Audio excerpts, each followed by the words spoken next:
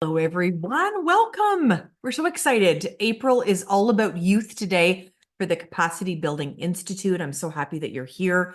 We're going to meet some of our great guests in a minute. We're starting to see all of you roll in. As you know, if you've been here before, one of my favorite things is to find out where everybody's coming from. I'm coming from beautiful Ottawa today on the unceded territory of the Anishinaabe people. If you would like to share where you're coming from, we'd like to see that too. So feel free to share in the chat and let us know where you're tuning in from. We've had people from Victoria to Charlottetown to New Zealand and everywhere in between. So we've got Cochrane, Alberta today, Treaty 7. Thank you so much, Vanessa. We've got lots to cover. I don't want to waste 1 second today. I'm going to hand it over to the lovely Hannah Rockburn, who is the glue that keeps us together. And Hannah's going to take you through some important information, and then we'll get right into engaging youth. So stay with us, everyone. Over to you, Miss Hannah. Thank you, Sam. That's awesome. I'm just going to unpin. So welcome everyone. As Sam has introduced, I'm Hannah Rockburn. I am the operations manager here at the Capacity Building Institute. And I'm just going to do a quick little presentation for those who may not be as familiar with us before we get into our awesome topic today. So the Capacity Building Institute, we are a nonprofit organization based here out of Ottawa, and we provide training, coaching, and mentorship support to staff and volunteers in the environmental nonprofit sector all across Canada. And our mission for our organization is to provide equal opportunity and access to capacity building training for every small shop environmental nonprofit leader across Canada. We focus on 6 main core capacity building themes. So we cover financial management, fund development, governance and board development, volunteer engagement, human resources, communications and outreach, risk management and legal issues, as well as leadership and organizational culture. And we hit on all these topics with a variety of different types of programs. So we have our program that we usually have tonight, our webinar series, where we have guest speakers come in from the sector to talk all about different of these building capacity topics for EDs, leaders, volunteers, and all different perspectives. That happens free once a month or the fourth Wednesday of every month for us to join. We also have our capacity building certificate program. So this is like a 6-month boot camp for executive directors and program coordinator leaders. And then we also have like the light version of that. So the internship support program or training program, which is more for youth that are under the age of 30 that are just entering the sector and kind of want to learn a little bit more about the governance and the way that nonprofits work. And then we're also piloting right now an Engaging Senior Leaders program, which is almost like a board 101 training where we're getting seniors involved in a nonprofit, joining a board of directors, as well as then giving them some coaching and training on what they can do as board members to help support the organizations that they're volunteering with. And for our CBCP program, as well as the ITP, registration is open. So if you are interested in either sending an intern or maybe going through some training yourself, the registration is open and those classes start in June. So we would love to hear from you. I can talk with you and we'll set up a meeting if that's something that you would like to join this year. We have amazing trainers that help us put together these programs. So we have Sam, who's our host tonight. We also have Rob, Barb, and Alex. And we also, as some of you have heard from, Dwayne is helping out with our training and joining our group of leaders this year as well. And they all have lots of years of experience in the sector and a variety of different topics to enrich the course. And I just wanted to thank some of our funders, our partners. Without their support and their resources, we would not be able to run these programs as well as we can. So we're very thankful for the resources and funding that they provide for our programming. If you'd like to have a chat with me or learn more about any of the stuff that I quickly touched on tonight, you can email us at info@capacitybuilding.ca. You can reach out to us on our website. You can give us a phone call. Or if you happen to be in the Ottawa area, we do have a shared office space on Billings Avenue. You're more than welcome to come in and say hi. We're here Monday to Thursday. And then our next save the date for capacity is May 22nd from 4 p.m. to 5 p.m. Eastern time. We are going to be doing a theme this year on a lot of fundraising, fund development topics for 2024. So we will be bringing back Kristen Tully, who we've had here in the past, and she will be talking about fundraising and fund development topics for next month, and we'll be keeping that theme up for the year. So I highly recommend for you guys to sign up and register on our website for the upcoming webinars to be able to touch on some fundraising tips and tricks and advice throughout the year this year. And with that, I will send it back to Sam. Thank you so much. Appreciate that very much, Hannah. Today's all about engaging youth. I'm so excited to welcome to our webinar today. Paul Seale is here, as well as Aditi Basdeo. Hello to you both. How are you? Lovely to Really have great. you both here. Yeah, great. And really grateful for the opportunity. Thanks so much for the invitation. And Aditi, I understand you're coming to us from a very special place today. Yeah, yes. I'm as I finished off my third year of university and I'm heading over to France. I stopped off in Portugal for a bit. So doing some traveling and some learning along the way. Well, that's fantastic. Thank you so much for being here. And I'm going to ask Paul to start. Tell us a little bit about your background, Paul, and then we can hear from Aditi a little bit, and then we'll dive right in. Yeah, so I mean, I guess in the context, I should start with saying like I was a youth once too, but I'm not anymore.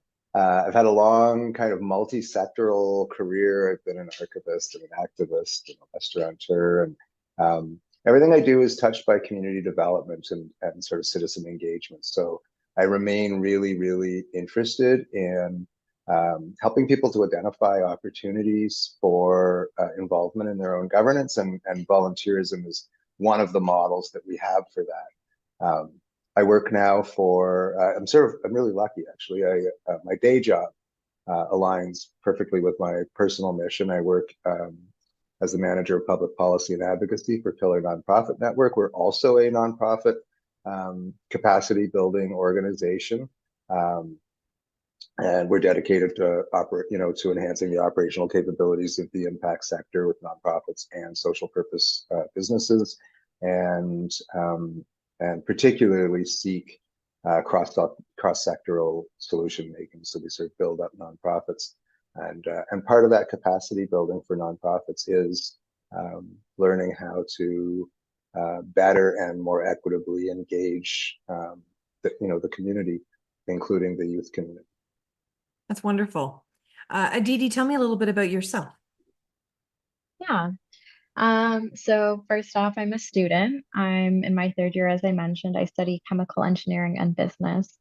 So not fields that you traditionally think about being connected to social activism, but I see so many ties nowadays. And as the industries are shifting more so towards the environment, I just see so much alignment between engineering and business.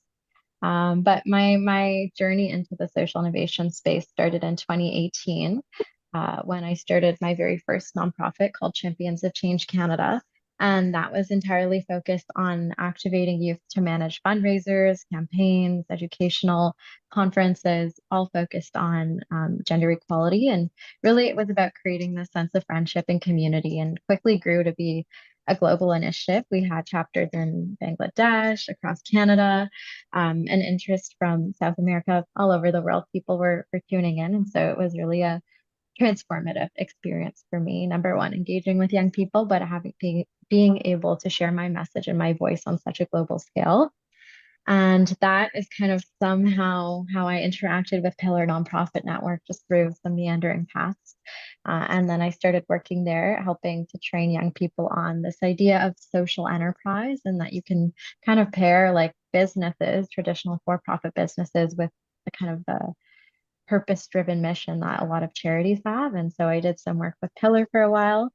And now I'm working with a startup in the impact investment space, and we do a lot of work with environmental organizations to help get them financing through crowdlending. So lots of different experiences, but all really rooted in the social and environmental activism space.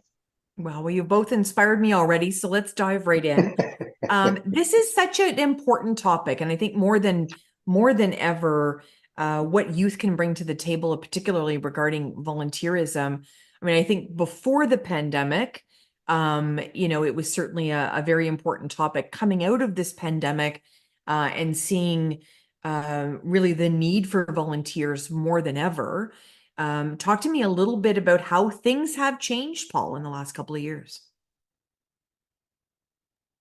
Yeah, so I love that framing actually, because when Aditi and I present more formally on this, I usually sort of start by laying out the kind of ecosystem challenges, and I always start with another person who was a youth once upon a time, but not when he was famous.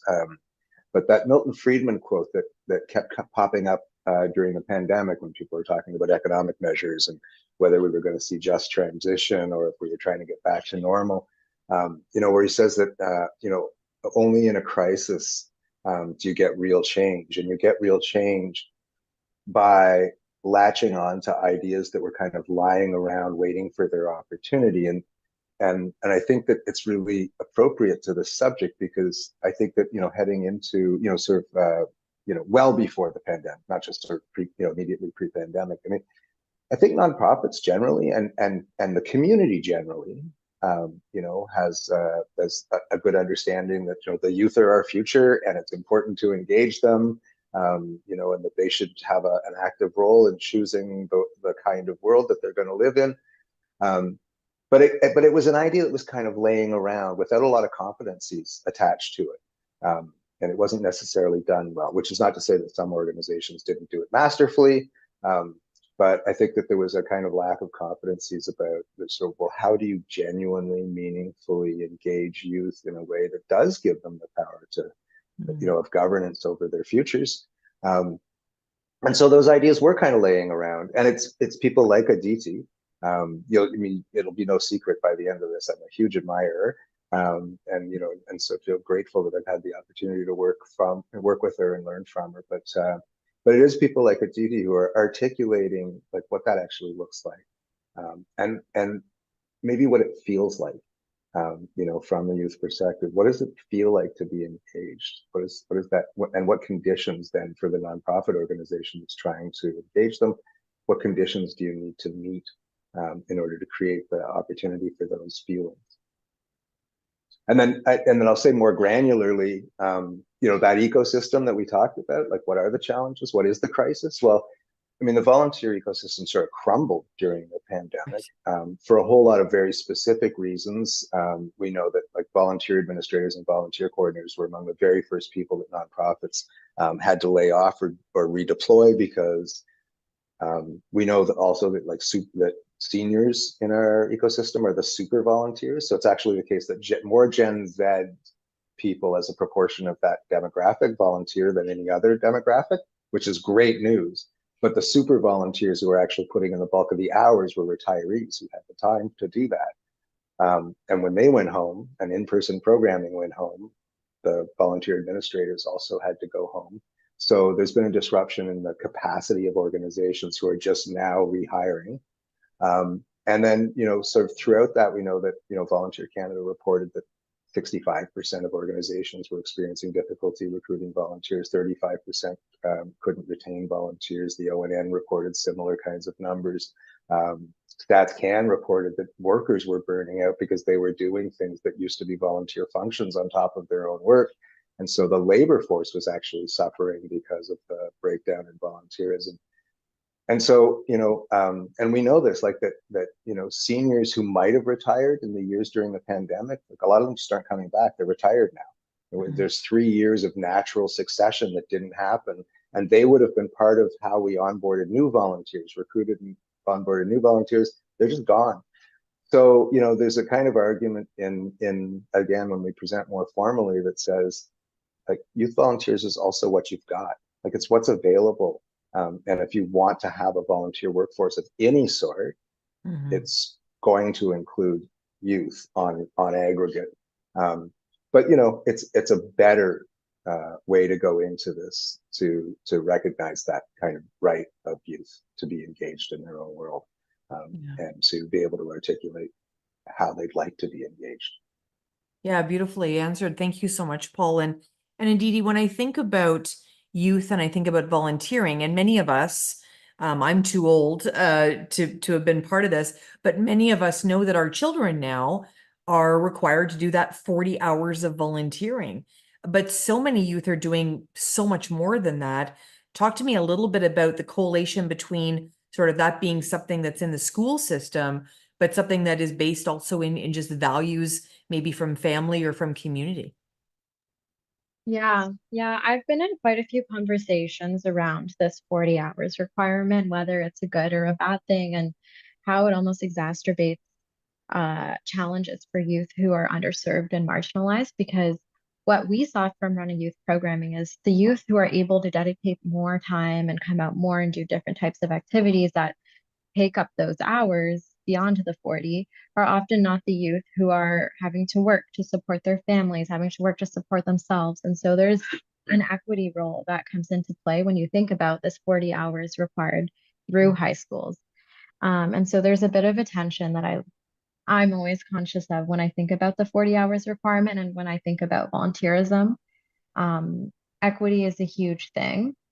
I think a lot of the time we, as organizations, don't dedicate enough resources to supporting volunteers, and we don't realize there's a very clear division between what should be volunteer work and what should be paid work. And I think that's another important distinction to make is that uh, a lot of the time volunteers should be rewarded through some sort of financial mechanism. And especially if you're looking to achieve certain like EDI objectives, or if that's a core part of your mission. And I know a lot of almost all the organizations here are seeking to change environmental conditions and activate change in the environmental space. And so in order to do that, I only see an equitable solution being possible. And so that spans not just how you advocate for the environment, but how you enable pathways for all different forms of youth to engage.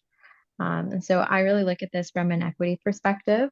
But beyond that, in a broader sense, I also think that when youth are told, like, you only have to volunteer for these 40 hours, you also get a lot of young people who are just getting those 40 hours done, just want to get it out of the way. And so, us as organizations, it's really important that we try to create opportunities where they can see volunteering as more than just a box to check off their list, as something that can be a career for them, that can inform their projection in terms of post-secondary career paths further down the line, their use of their free time, and really try to embed the values that we as nonprofits, charities, social enterprises have in the minds of young people. And now I say that, and then there's also a lot of young people nowadays who are going beyond that 40 hours because they are so passionate. And so it's important to make a distinction between all the different groups. And so you get these young people who have the time, who have the privilege, and who are extremely passionate about environmental causes and about social activism. And there really is a shift, I think, in terms of how we use our voice, considering social media and digitalization.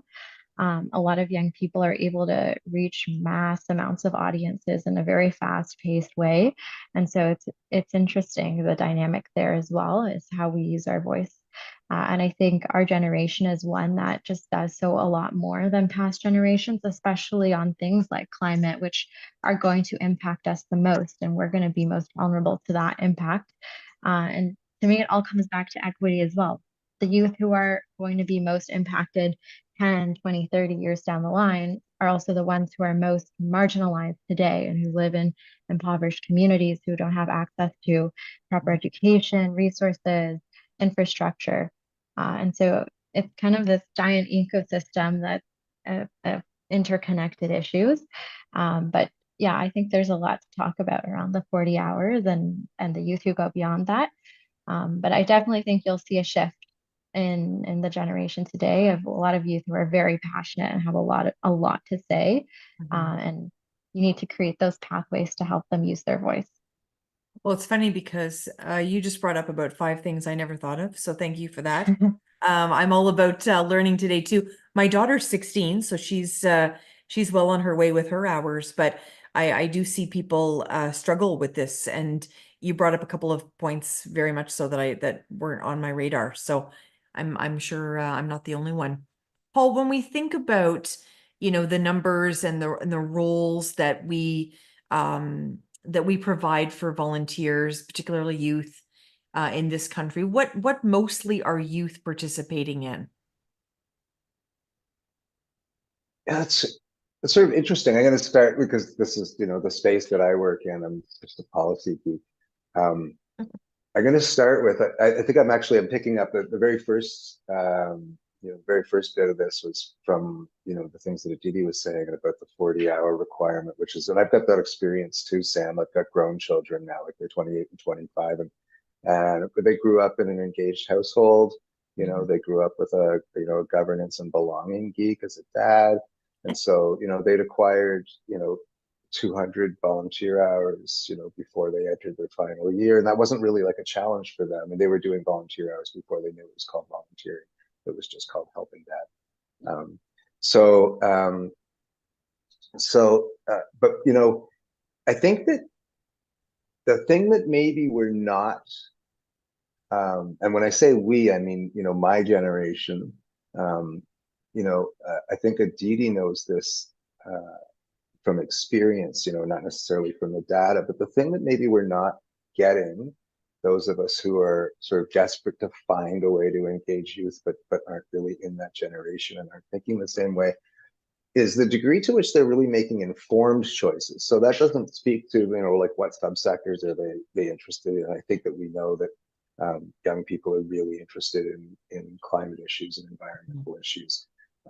They're really interested in, in sustainability in sort of a big way. I've got a daughter who's now, a professional, public relations account manager, but her pathway in was helping a friend with her sustainable fashion brand, that's when she was younger. And so I think we know that sort of thing.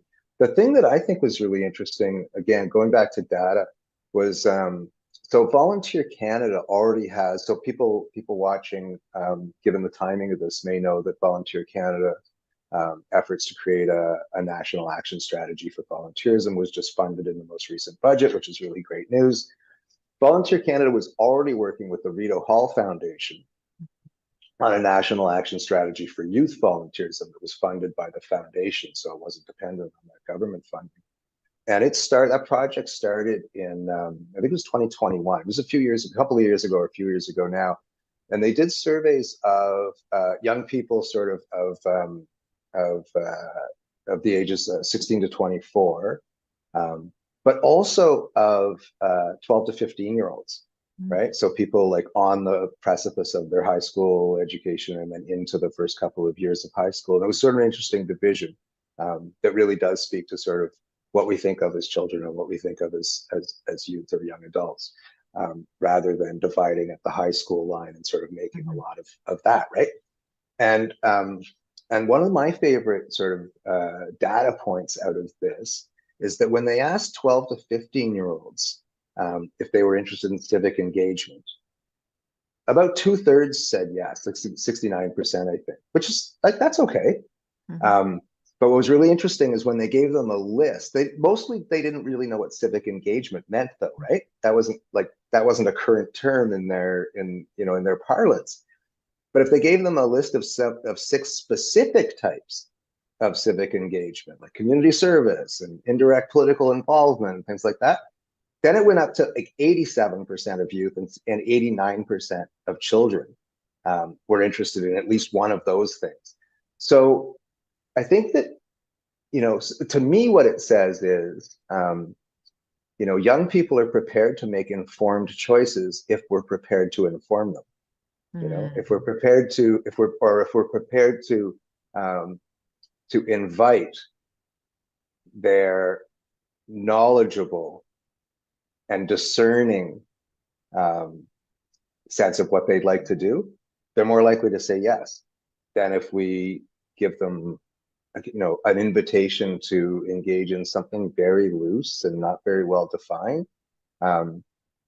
That's not meeting them where they are or not meeting them where they want to be. I don't want to go do something ill-defined. I want to do something that I understand, that's concrete to me, where I can see the connection to meaningful impact in my community. So I don't know if that's the kind of answer you're expecting, but as I said, I think I think we know that young people love working with other young people. So they're going to volunteer at camps. And as I said, we know that it's a green generation that cares about the climate, and they're gonna show up in those spaces when we're thinking granularly. But I think more generally, they're gonna show up when people can make it clear to them that it's an invitation to have an impact, Right. In a very specific sort of way. And and Aditi, I think, as I said, knows what that feels like better than I can convey. Yeah, beautifully said. And Aditi, let me ask you this, and I've seen this time and time again. I've worked in nonprofits for a very long time, and I've seen this with lots of volunteers, particularly with youth. I think we do them a really disservice when we don't onboard volunteers well. And I think there's a lot to be said about a strong onboarding process that engages people for a longer period of time. And when people feel that they've had a good welcome and they understand what's being asked of them, they understand the rules, if you will, and all of that, I just see volunteers have such a better experience. Is that your experience as well? Yes and no. I think onboarding is an important step, but following up on that initial onboarding and making sure that what you promise in that onboarding and the environment you create in that onboarding is actually reflected in all levels of your organization. I think young people today are also very conscious of when an organization isn't being truthful and what they're able to offer and what the actual environment is like, what the culture is like. They can sense like fakeness in a way. And so that very quickly can turn away one young person. And as I mentioned, youth voice really matters today because it's so viral. And obviously that's not something you want to be creating. So onboarding is very important. It's really that first interaction with a young person that can set the tone for the rest of the relationship, which hopefully you're able to continue that tone. But yeah, in my experience, creating a sense of community is the biggest thing an organization can do to retain a young person because yes, they do come to have a tangible impact, but at the end of the day, what's going to create that emotional tie to the work and to the organization they're doing work with is that they feel like they're a part of friendships of a family. They feel like they're really integrated, and youth look for that sense of connection a lot of the time. And that's what I saw through Champions of Change, through the programs we delivered at Pillar, was creating an environment where they can bond with each other, they can bond with mentors. Not only helps them achieve higher impact and be more engaged in the program, but also retains them for a longer period of time. When you think about youth, they're going through, especially from grade 8 to university, post university, going through so much growth and so much change, whether it's in the friends they surround themselves with, the city they're in. So it's hard to retain youth for long periods of time. So being aware of that, like number one, you're not going to keep a youth volunteer for like 5, 6, 7 years realistically. Being aware of that shorter term engagement is super important, but understanding that to create and retain volunteers, the biggest and most important thing you can do is create that sense of community and that emotional buy-in, which starts from the onboarding process.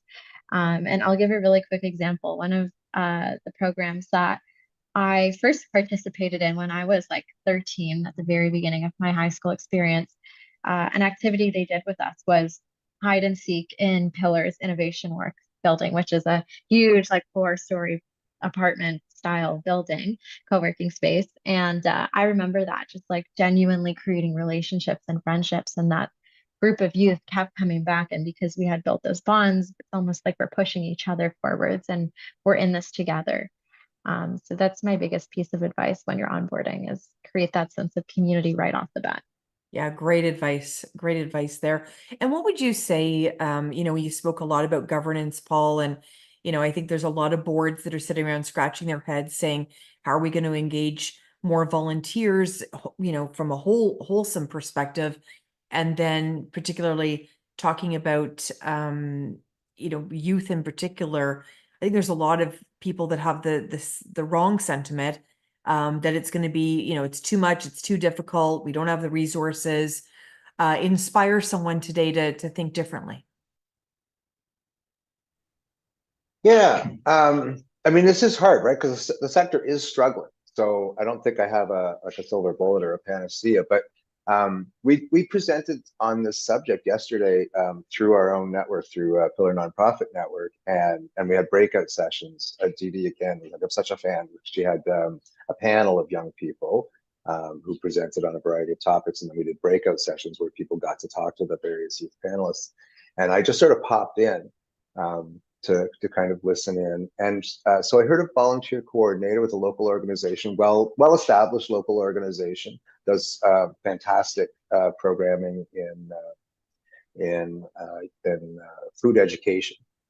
And she said that they do want to have more teens involved because their programming is sort of centered on younger children and on families. And they wanted to have more teens involved, but they only had a couple. And they couldn't really think of like how to program for more. And I just suggested, so I don't know if this be helpful for anybody in the audience today, anybody who subsequently accesses this recording. I don't know if Aditi's going to call me out on this, because I was thinking aloud then and I'm thinking aloud again.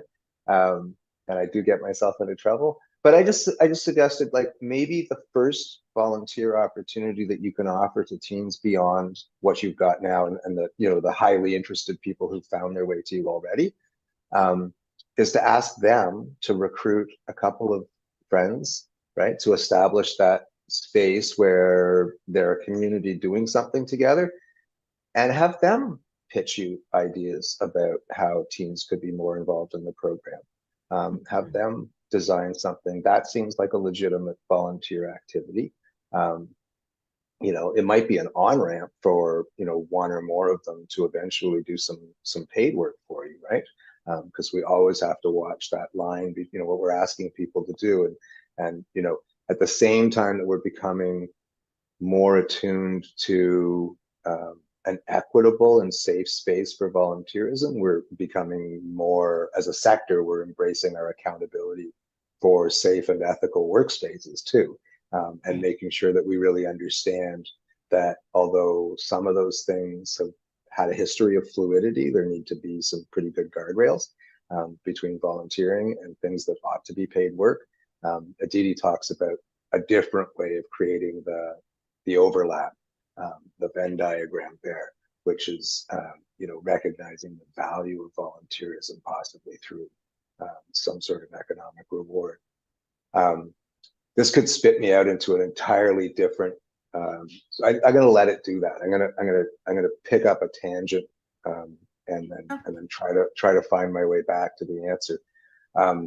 But and the tangent is to say that volunteerism, because we haven't really talked about this. I mean, volunteerism, the way that it's been traditionally understood in the sector, is a very colonial structure, right? It's one of two kinds of giving that you can do. You can give time and talent, or you can give money, right? So it's volunteerism and philanthropy are these paired concepts in a colonial sort of understanding of how, and it's no accident we say gives back, how one gives back to the community, because the assumption is that you've been able to extract or at least enjoy prosperity and opportunity from that community, and you're trying to return some of it as a kind of tithe, right? And so it's really embedded in its origins in that sort of colonial and overlapping with religious heritage of our country. And it's really important to understand that there are so many models of community care. There's so many different ways in which it can be understood. So we do have people who live here now. We have, communities from places that don't talk about volunteerism because the idea of returning value to the community is built right into your everyday life. It's not a separate activity. It's something that's embedded in the way that you do work, right? And we know that the original peoples of the land that we're living on also had a model of community care that didn't separate out community care from your everyday role in your society. So going all the way back to things that maybe pick up on some of the things that Aditi's talking about a different sort of approach to volunteerism. I mean, one of the ways to talk about it is a transformation of volunteerism itself. Another way to think about it in tandem is to say, we've learned a lot from other people. And we've learned a lot, and we've been willing to learn a lot from other people about how you participate in community care. It doesn't have to look the way it always looked before. And so, yeah, so coming back to the sort of granular answer, yeah, I mean, possibly for some people, and I think it was the case for this volunteer coordinator that I was speaking to, maybe the answer, if you're really just not sure where to start, is find a way to engage young people in answering the question for you and giving you some ideas. Starting with those two that they already have, can each of them invite a friend or somebody they think would be interested? Maybe it's not a friend. Maybe they get to build their community by saying, hey, we've never talked before, but I know you're really interested in food security. Yeah. I work for this organization as a volunteer, and we're kind of thinking like maybe there should be a role for young people in it, but they're not sure what to do with us. So you want to help me figure it out? And that might be one way to go. Yeah, I like that a lot. I'm going to remind everybody in a couple of minutes, we're going to take some questions in the Q&A, and we've already see one there. We see one in the chat. Really encourage you to include your questions. I get to ask all mine, but we want to hear from you. You've always got some great questions in terms of our participants today. So don't be shy to do that. I'm going to ask one more question of Aditi, and then we'll go to those questions in the Q&A. Aditi, what are the biggest sort of hurdles do you think for youth when they reach out to an organization? Give me a sense of if someone's really passionate about something, they reach out, are they getting called back? Are they able to engage quickly? Are they able to work on their time frame? Is it the work that they want to do? Help me understand that a bit more. Yeah, I think one of the biggest challenges that they're facing today is information is not where youth are. So youth are on social media, youth are not on traditional platforms like websites, Facebook, etc. So a lot of organizations make that first mistake of not going to youth. So ensuring that, I think what Paul said is so relevant, is that you have to understand youth perspective, and you can't get that without engaging with youth from the very first step, which is planning and designing programming. And a lot of the time, if you do engage youth at every step of creating a new program or initiative or whatever it is you're working on that you want youth to engage with, you need to have them involved from the very beginning. That's the first misstep I see happen. And then for a young person, when we go to engage with an organization, there's challenges in scheduling. Like that's a very small, granular item, but we're in school, we have classes. Things get busy with exam periods, and a lot of organizations aren't flexible and adaptable enough to understand that. And so that is what a lot of youth have come to me and said, is that we appreciate you running your stuff in the evening and what works for us, and understanding that the nature of our lives isn't the same as someone who's graduated university or high school. It's different. And so understanding that. And again, that comes from talking to youth, from planning when your sessions are going to happen, when your meetings are going to happen, and ensuring that you have that flexibility. Another thing is freedom of choice in what you're doing, and being able to get youth to use their creative mind. A lot of young people today have ideas, have voices, have perspective that they want to share, but there aren't the avenues in companies and organizations to use that voice and to activate it. And so that's another big barrier that youth face when trying to engage in volunteerism, is that there's no mechanism and there are no pathways for them to activate their idea.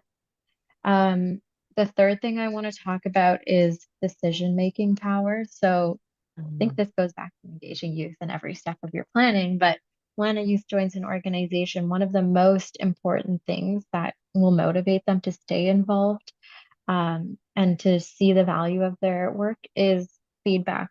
And a lot of that feedback can be shown through implementing solutions that they have or ideas that they have, and creating an environment where that power structure that exists between, like, let's say, an older paid employee and a volunteer uh, is there, but isn't as uh, isn't as much of a barrier for a young person to share a new idea, especially if they want to shift the way an organization operates.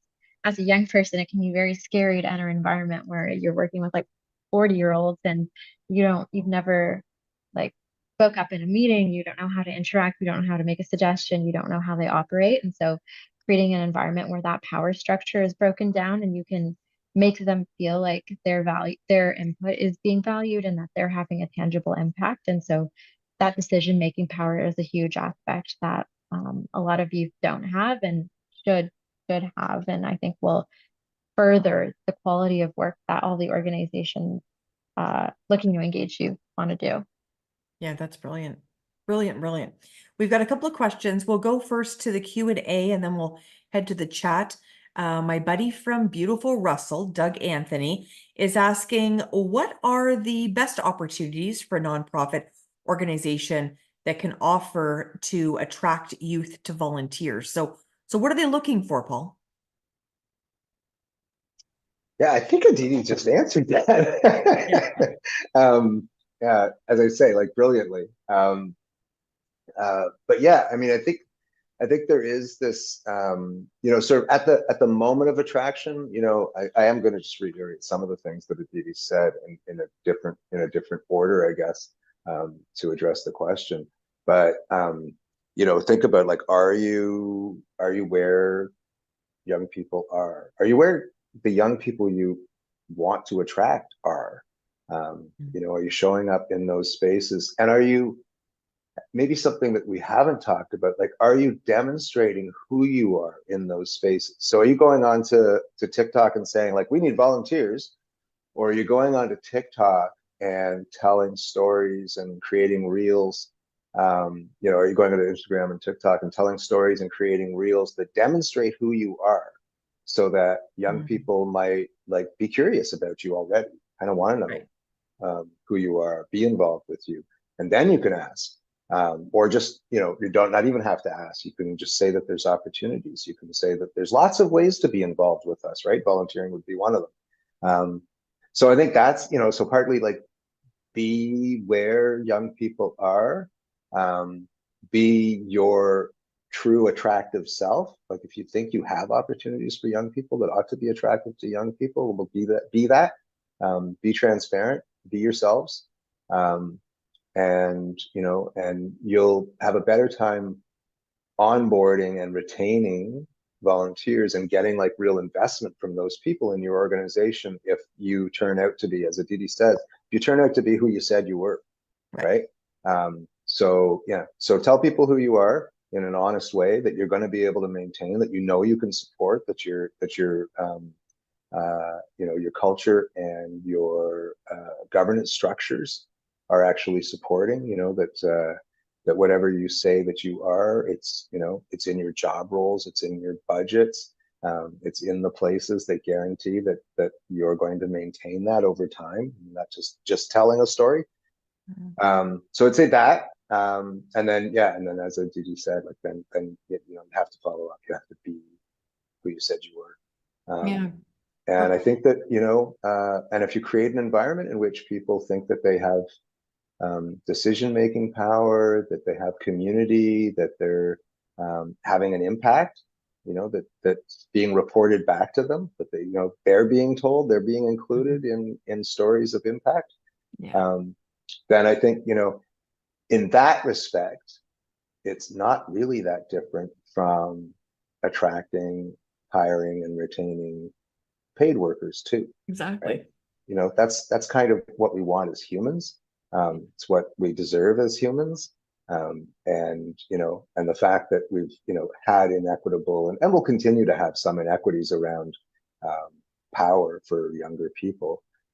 If you can reduce those barriers, reduce those divisions of power, and create opportunities for shared power, I think that's the best thing you can do. I think I love what you talked about, the sharing the impact back to them, because I think it has to be a two-way conversation from certainly from my perspective. We have a question in the chat, which I'll share now. This is from Jim Birch. Hi, Jim. Thanks so much for submitting the question. How do we have continuity in a youth engagement project? So the example here, Aditi, is we have worked with high school students, but it's often grade 12 students, then they graduate.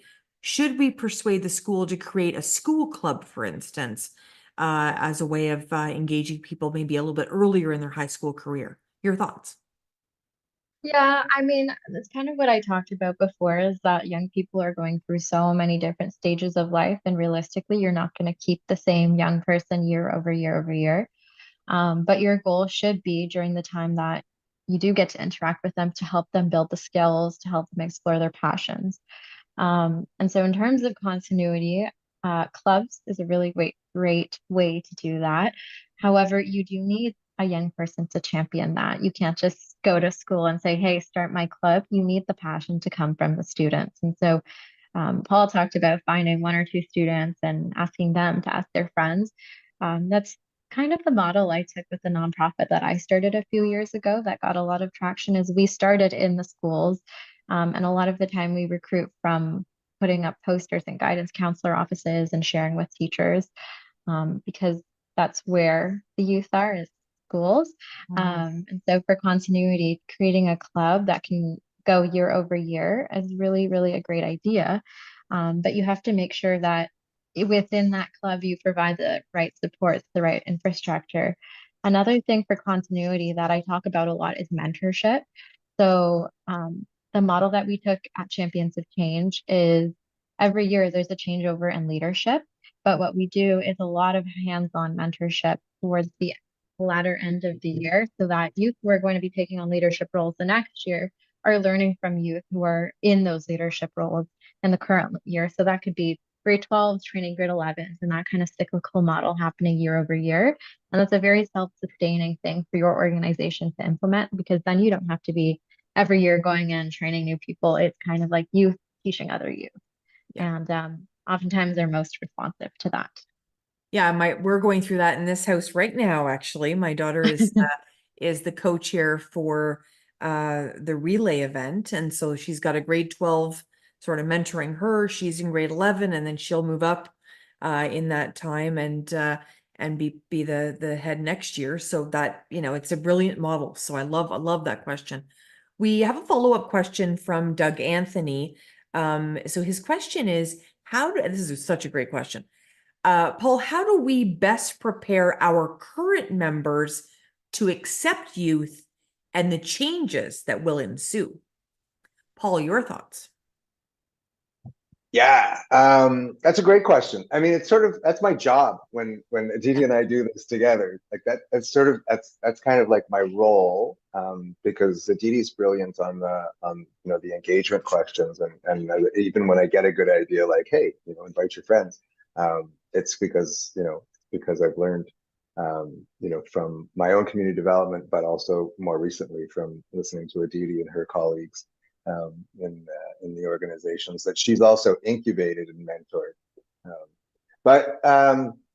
Yeah, so this is, as I say, so there's a couple of things, and I think I sort of opened with this in my introduction. I'll go back to that a little bit, which is, there's a human rights kind of issue around engagement and involvement in the governance of your lives, right? There's a civil rights kind of argument around that too. That we ought to be sharing power, according privilege to people where we can for them to be engaged and involved. And then there's the necessity argument, right? And this is the one where, like, if you dig into the data, this is and sort of think about the ecosystem. This is the one that's where the volunteers are now, right? So you can take any of those tacks with any organization and figure out like what's going to be the fit there, right? So some people are going to be very receptive to the idea that you want young people to tell you how to guide and govern your own organization for sustainability, because they're the ones who will in fact be the staff and the community of that organization, and they have a role to play in that. You know, and you can take that kind of like rights and responsibilities sort of perspective, like everybody should have a role to play, you know, and everybody from the community is a stakeholder. I don't love that term, you know, but should be interested in our progress. And then you can take the, it's rough. It's really rough right now. Think about your own organization. You know, do you have enough reserves to last a few more years right now after coming out of the pandemic? You know, what does your volunteer ecosystem look like now? Are you covering? Have you dropped services because you don't have enough volunteers? What's the you know, what is the cost of living doing to you at the organizational level? Are your costs going up? Are you able to afford to offer the services that you do? What's your pay structure look like? You know, are you offering decent work already? How many cost of living increases do you think you're going to have to issue this year? What's that going to cost you? You know, can you afford not to have volunteers? And if you can't afford not to have volunteers that are, again, performing legitimate volunteer roles, but, you know, if your organization's total capacity is going to depend on some giving back, some volunteerism, some, you know, incorporation of other models, mutual aid and community care, where are they going to come from?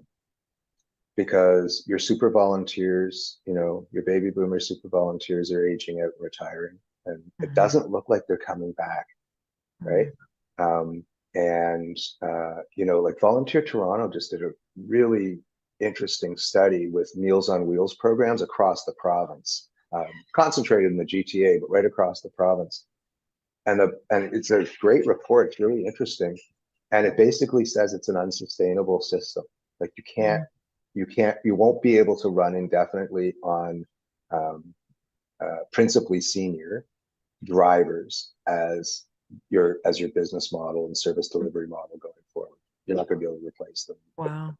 Yeah, you're in trouble, right? Unless you change something. And changing something can be lots of things. It can be, you know, new last mile solutions, bike brigades, like there's all kinds of things you could change, but like your model isn't going to work anymore in the long term. So, you know, where are your volunteers going to come from? Well, who's interested in being involved in the community? Young people. Young people are really interested in being involved in the community. Like they want to take an active role. So, and how do you prepare organizations to sort of accept that that's the next iteration necessity? If you can't prepare them on a human rights or civil rights argument, then you know, this is what you're going to get, is, you know, the people who are going to be coming to volunteer, if you're asking for volunteers, they're going to be young. Then there's a B to that question, like how do you prepare for the changes that ensue by really giving, you know, young people a role in your organization? And if I can pitch it, because I know this is your job, Sam, I'd flip the part B to Aditi, because that's like, she lives that. Yeah, for sure. Happy to take your thoughts on that. And we have one more question, Aditi, I want to make sure we get to by the end. So we've got about 5 minutes, but happy to take your thoughts on that as well.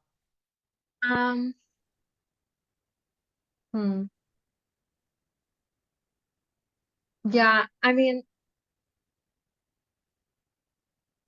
to me, I think that youth are really looking for learning and those experiences. And so offering those experiences where it aligns with their learning, and where that community care and social responsibility is no longer like an optional thing. It's ingrained in their everyday life and ingrained in all the work that they're doing. I think that's really at the forefront. And that was something that I saw reflected in all the programming that I ran, is when you're able to align learning and this kind of, I talk a lot about reciprocal value in the workshop that we did yesterday.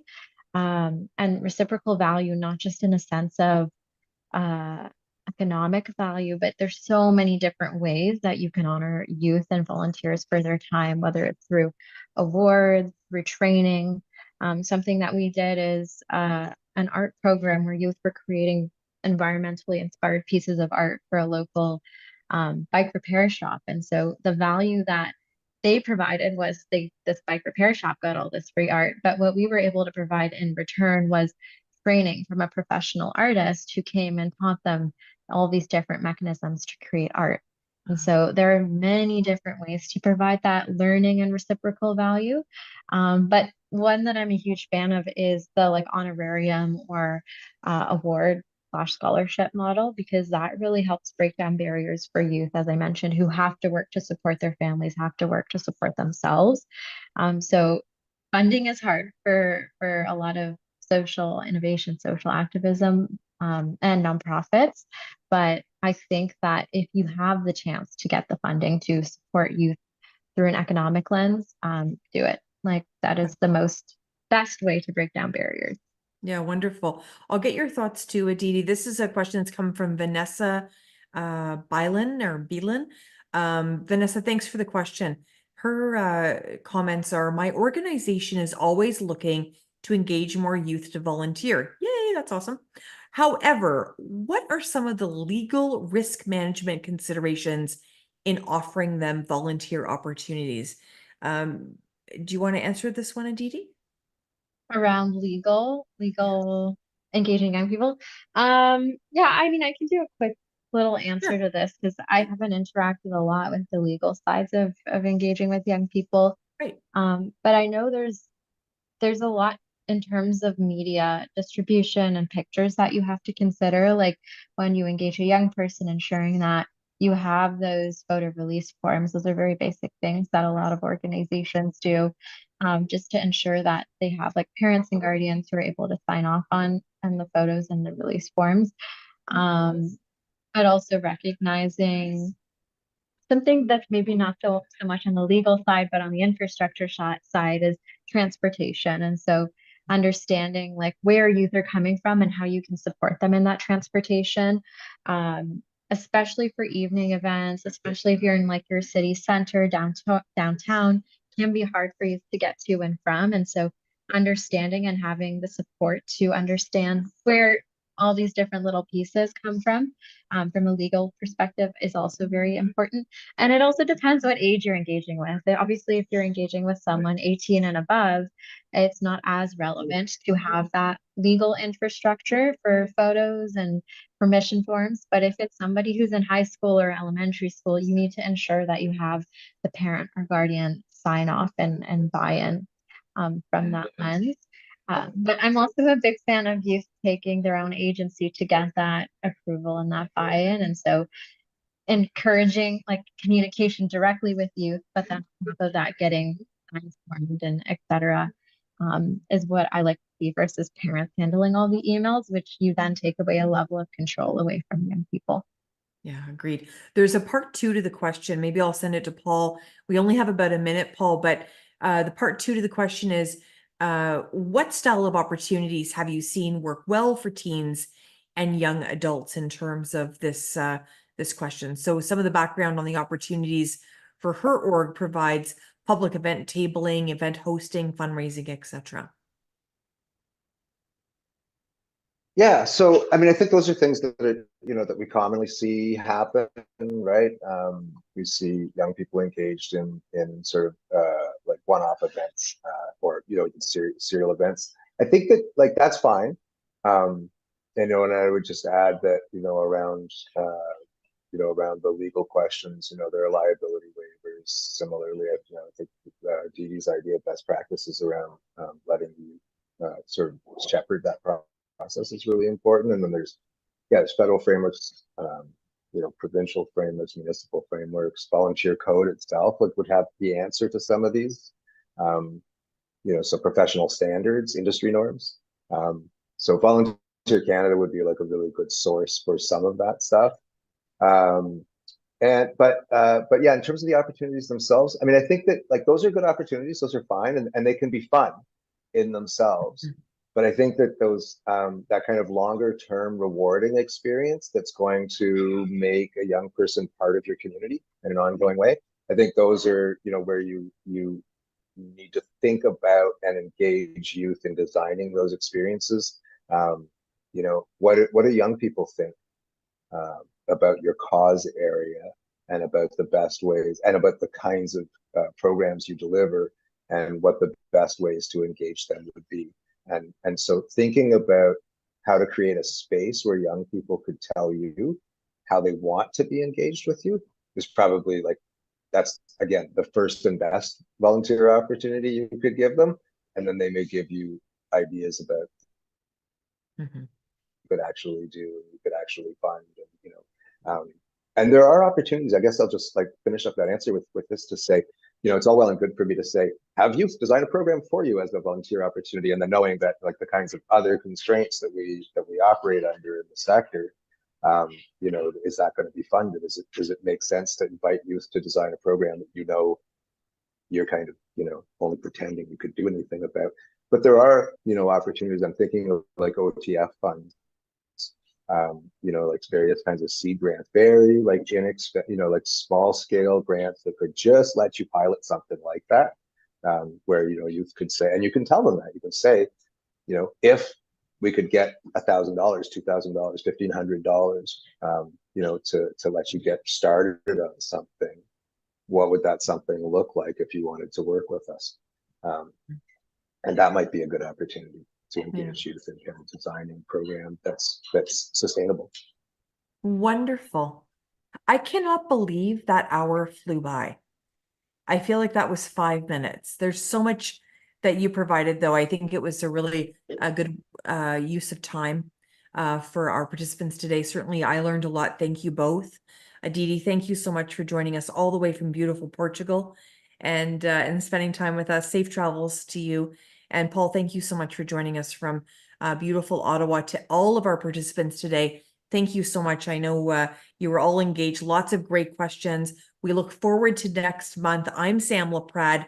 This is the Capacity Building Institute, and it's been my honor to spend time. Thanks so much, everyone. Take care.